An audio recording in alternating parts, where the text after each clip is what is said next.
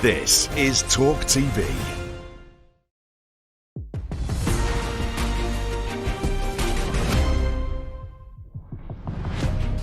Welcome back to the show. Kevin Spacey took to the stand for the first time in his sexual assault trial today. He described himself as a big flirt.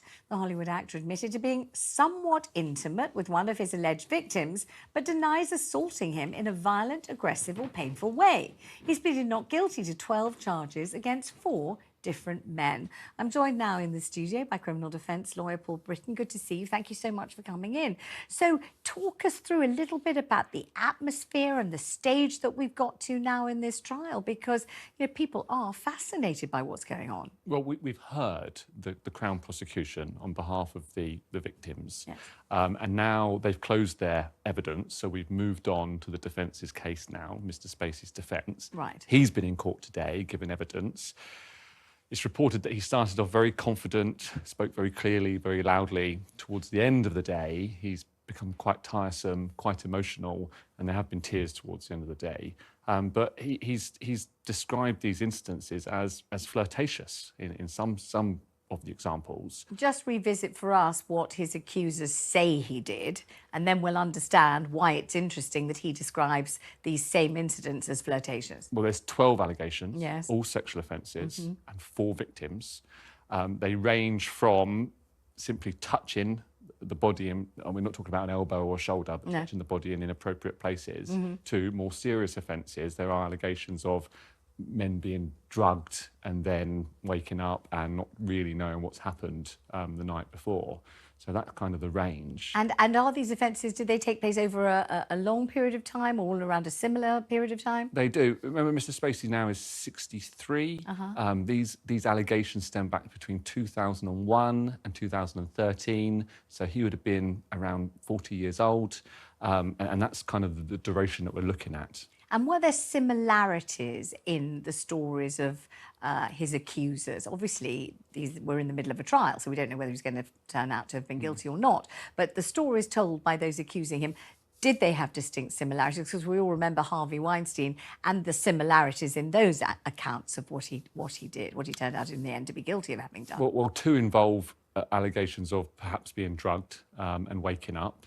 And the others are the touching. So there are similarities. And the way the victims have described Mr Spacey is quite colourful and disgusting. And so they are painting him in a very bad light. It's not looking good. I mean, they painted him as essentially the ones who were claimed to have been assaulted by him. That's right. Accuse him of having kind of grabbed their intimate parts. So hard that one nearly lost control of the vehicle whilst driving. Exactly. So very, very hard. So this isn't what I would describe as flirtatious behaviour. No. Far from it. I mean, No. very, very far from it. No. So when Mr Spacey's in the dock and he's giving an account of himself, and you say begins confidently, as the day wears on, he gets more tired, more miserable, and eventually starts crying. What is he saying? What's he doing? He's trying to paint a picture of himself as a certain kind of person. As a victim.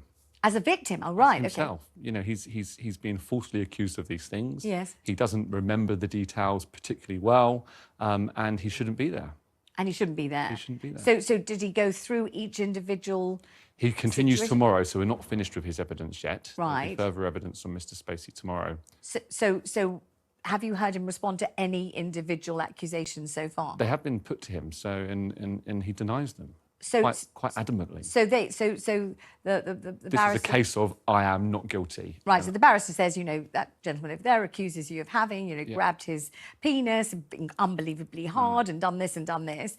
And Kevin Spacey says, well, I didn't. That's right. I'm not guilty. And the jurors will have to, there are 12 jurors, they will have to decide whether he's guilty or not. What we'll find is that they'll come back, give a verdict at the end of the trial, and the judge will go for sentencing. In this country, we televise sentencing, so we should be able to all see that if he is found guilty. He's looking up to 10 years imprisonment. He'll be more likely to get between anything from a community service order up to about 7 years. If it's less than 2 years, that sentence might be suspended, so he might not have to go into prison. Right, so there are 12 good men and true, good women and true as well in serving on the jury.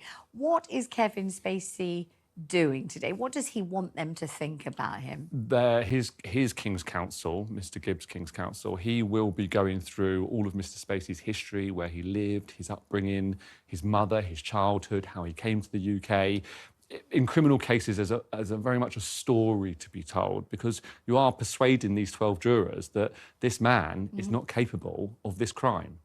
And of course, we know that he's one of the most gifted actors of his generation. So if anybody's going to be good at persuading anybody of anything, surely it's going to be Kevin Spacey, isn't it? He'll be a good actor in the box. Yes. He's got an excellent King's Counsel. Yes. And it comes down to 12 jurors who aren't legally qualified. They are lay representatives and in some cases quite easily persuaded by evidence. Is there always a feeling that if you are a star, particularly a Hollywood A-lister, it's not the same as coming from a British soap or something. No. If you're a Hollywood A-lister, you come into court with a certain kind of pizzazz and aura, and there's a certain amount of kind of reverence, for, my God, that's Kevin actual Spacey, who I actually saw in this film and that show. Oh my God. And it might be very hard for a jury to separate what you're saying and what people are accusing you of having done from your great considerable achievements and their adoration for you as an actor. I mean, it's impossible to defend how those jurors might be influenced or starstruck.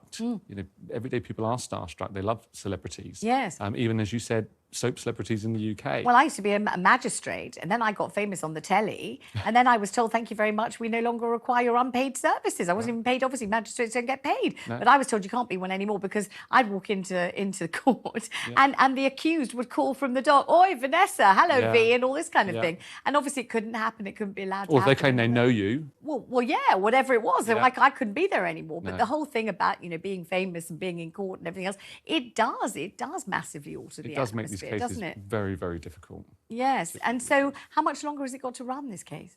I think it will be finished end of next week. We've got another week. And so far, the smart money says that Kevin Spacey is doing a good job of being convincingly unable to have done any of the things he's accused of having done, or that actually the accusers were so very upset and what they said had so much in common that he's really got an awful lot to be able to deny convincingly. Well, that's his defence. I didn't do it, and good luck to him, because the difficulty is when these allegations are so historic, there just isn't much evidence remaining. And one of the big points that his King's Counsel will be putting forward is to the victims, why didn't you come forward sooner? Why have you left it so long? And what do they say? I don't know yet.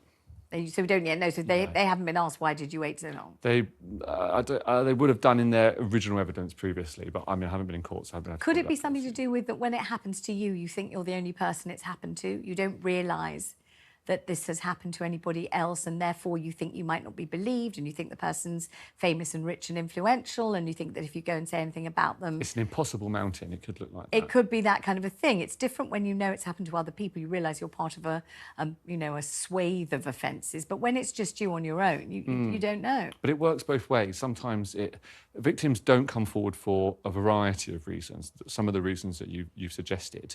But also, when allegations do come out, sometimes there is a bandwagon approach, and not all of them are bona fide allegations. And that is why what's so important is that we have these trials, that Mr. Spacey gets a good defence so that a robust and reliable decision is made at the end. Well, thank you so much for coming. Absolutely fascinating. Coming up after the break, fears for holidaymakers as temperatures across Europe soar over 40 degrees.